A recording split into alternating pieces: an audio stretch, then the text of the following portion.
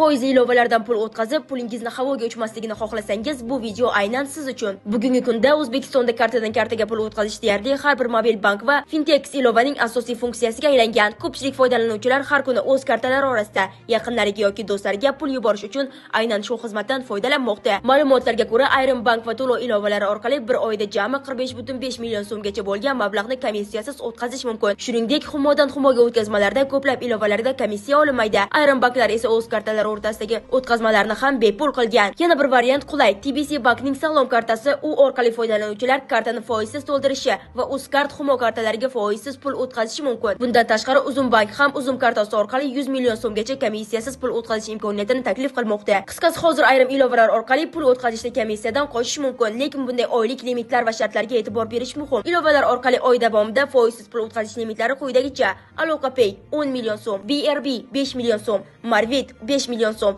Hamkor 5 million so'm, Open Bank 5 million so'm, Sellopay 5 million so'm, Davr Mobile 2-3,5 million so'm, Mayturon 3 million so'm, Milliy 2-3 million so'm, Alif 1 million so'm, QQ 1 million so'm. Siz eng ko'p qaysi ilovalar orqali pul o'tkazasiz? Fikrlaringizni izohlarda yozib qoldiring. Bizni kuzatishda davom eting, chunki siz bilmagan sara xabarlar hali oldinda.